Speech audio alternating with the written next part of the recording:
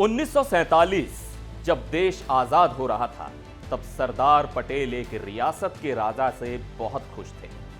वो थे बड़ौदा रियासत के महाराजा प्रताप सिंह।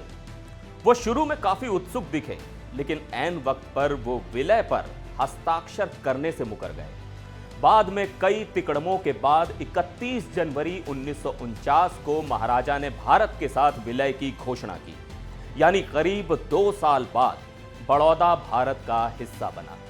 दरअसल उन्होंने शर्त रखी थी कि उन्हें बड़ौदा का महाराज घोषित किया जाए और उनकी रियासत को डोमिनियन स्टेटस का दर्जा दिया जाए।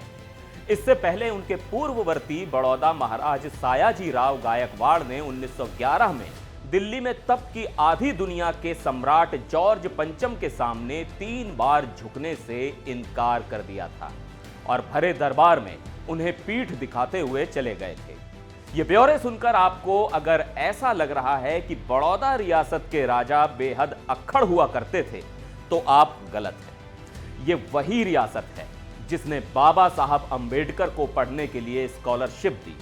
ये वही रियासत है जिसने बैंक ऑफ बड़ौदा की स्थापना की। नमस्कार, मैं हूं आपका दोस्त सिद्धार्थ प्रकाश और आप देख रहे हैं एनडीटीवी इतिहास।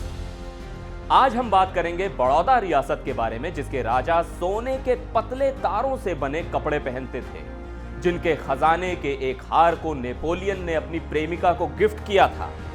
बात अब शुरू से शुरू करते हैं। आज से 303 साल पहले 1721 में दामाजी गायकवाड़ ने बड़ौदा रियासत की नींव रखी। तब यह घराना मराठों के शासन के अंदर था, लेकिन 1752 में पेशवा बालाजी बाजीराव ने दामाजी द्वितीय को बड़ौदा का एकमात्र शासक घोषित कर दिया। साल 1758 में दामाजी गायकवाड़ ने अहमदाबाद के मुगल गवर्नर के इलाके पर भी कब्जा कर लिया। इसके बाद साल 1802 में बड़ौदा के राजा आनंद राव गायकवाड़ और ब्रिटिश ईस्ट इंडिया के बीच संधि हुई, जिसके चलते रियासत का बड़ा हिस्सा अंग्रेजों के हाथ में चला गया। लेकिन गायकवाड़ अपनी सत्ता बचाने में सफल रहे।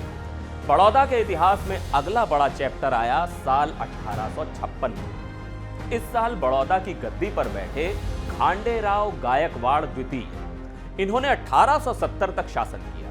इसी दौरान राजा खांडेराव ने एक मोतियों की कालीन बनाई, जिसे मदीना में चढ़ाए जाने की योजना थी, लेकिन इसके पहले ही उनकी मौत हो गई। इसके बाद यह चादर बड़ौदा की ही एक महारानी के जरिए यूरोप और फिर वहां से अमेरिका पहुंची। साल 2009 में हुए एक ऑक्शन में इसे 45 करोड़ रुपए में खरीदा गया और साल 2023 में यह नेशनल म्यूजियम ऑफ कतर का हिस्सा बन गई है। डोमिनिक लैपियर और लैरी कॉलिंस अपनी किताब फ्रीडम एट मिडनाइट में लिखते हैं, बड़ौदा के महाराजा दरबार में जो पोशाक पहनकर आते थे वो खालिस सोने की तार से बुनी हुई होती थी। तब इसकी बुनाई का काम रियासत का एक खास परिवार ही कर सकता था।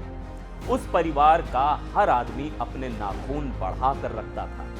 इन नाखूनों को काटकर उनमें कंघियों जैसे दांत बना दिए जाते थे, ताकि सोने के पतले तारों से महाराजा की पोशाक का कपड़ा बनाया जा सके। इसी किताब में जिक्र है कि राजा के निजी हाथी के दोनों कानों में 10-10 सोने की जंजीरें लटकती थी।